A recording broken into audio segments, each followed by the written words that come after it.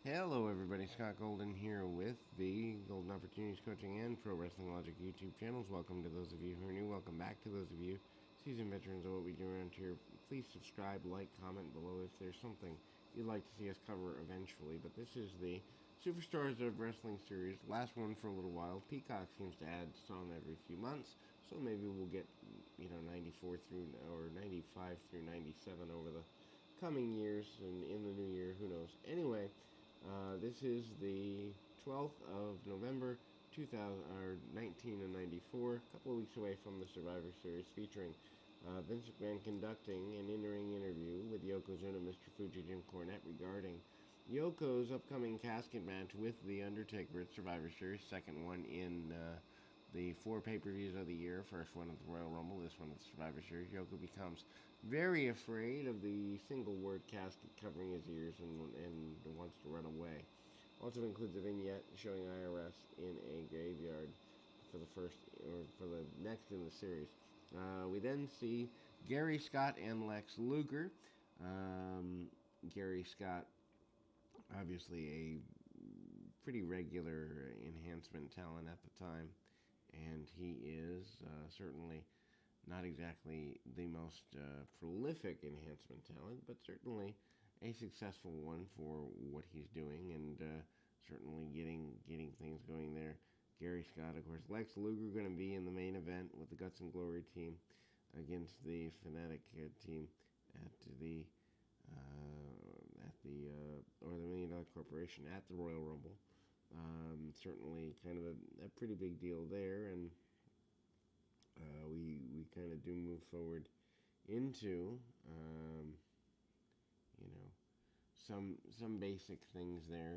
Jerry Lawler waving things along, and hype for Chuck Norris, kind of a big thing. And Tatanka is in the, I guess you'd say, the first match of the or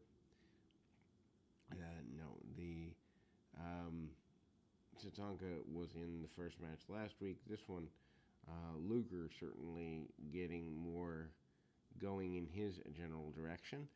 Luger with, punches, kicks, power slam, and eventually the torture rack. Torture rack, of course, Luger's big finishing maneuver at the time. Smoking Guns also do eventually in this one get their hands on Bam Bam Bigelow and Tatanka on the heels of the nature of the singles match last week. Billy Gunn and Tatanka last week having a pretty consistent run with each other and ultimately setting up this match this week. They kind of try to do some things for the time period in terms of November and May.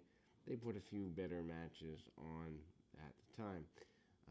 And then we kind of go into, though, the kind of attempted Power Slam and hype for the Sega system. Again, video games at the time, home video game consoles, not that they were brand new, but they were still a major thing all the way even back here in 1994. Game systems have come super, super far at the time. Hype for local events, softball, game playing, Lex Luger included in that, among other WWF stars. Then there's a mini ad for the magazine, lots of hype, and I won't say little wrestling, but less wrestling than in previous generations. A Bret Hart calendar is shown by a fan. Owen Hart out here. He's going to be acting as the corner man for Bob Backlund in a couple of weeks. And Owen Hart in an enhancement match here, he continues to kind of be in control. The enhancement match for this particular run is Owen Hart against Tony DeVito.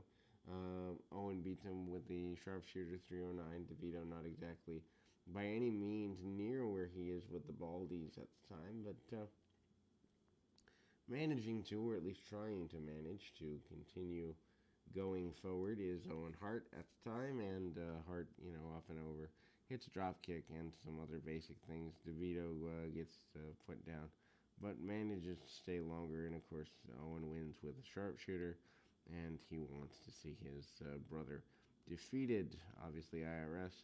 Another death and taxes promo.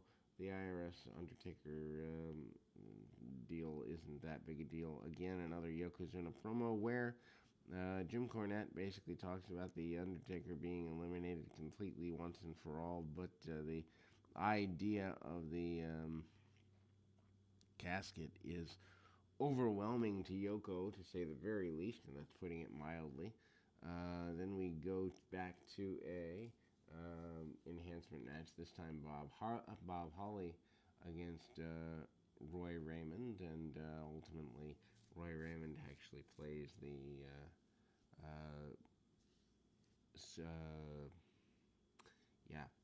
the Santa Claus on Raw a couple years later, but Roy's a guy that I worked with back in the day. Good gosh, some people are just plain carnies. Anyway, Bob Holly, who has been used more recently over the last little while, drop kicks, arm drags, and the like, gets the top rope splash, and a pretty big deal here, gets a victory. Holly doesn't become regular for the company for another couple of years, but still they're using him 93, 94, and he almost left wrestling. Couldn't make enough money with it, but ends up staying and ends up being a guy who, at the end of the day, does have a pretty good run with the WWF there for a long time. The Guts and Glory against the $1 Million team is hyped pretty heavily in the Survivor Series run. The Royal Family against Clowns R Us, otherwise known as grand total of 6 midgets, Jerry Lawler and Doink.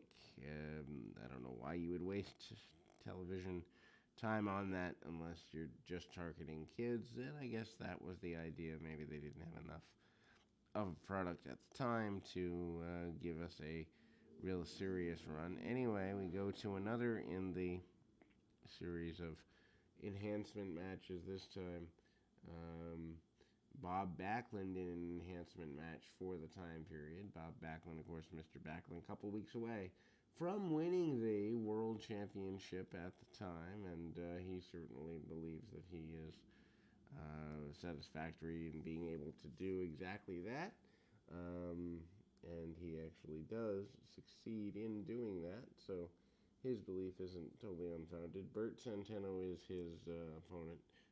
There is a fan who is there doing the introductions. 132 in the match, and a crossface chicken wing. Bert Centeno, the individual who does the enhancement work for Bob Backlund at the time. Backlund gets a couple of takedowns, basic stuff, nothing necessarily not a very big deal. Basic match. Anyway, Smoking Guns fight Tatanka and Bam Bam Bigelow to a double disqualification. At around 8 minutes after everybody's Survivor Series partners for the end of it come out and all interfered. Basically turns into one big schmoz. Not exactly something you have to see, but hyping the, everybody should enjoy the Survivor Series thing. They also, again, show another haphazard thrown together package of the local baseball charity stuff they're doing. Ironic that 1994 is the year they skipped the World Series and they're doing baseball stuff. Anyway, Smoking Guns are in control early until Bam Bam Bigelow takes over, brawling style on his part, getting an advantage for his team. The Guns do work better as a cohesive unit, but managing to get things going according to plan there, and ultimately, it's very basic, and everybody kind of gets a double iced squash in there. We will be back with more right after this.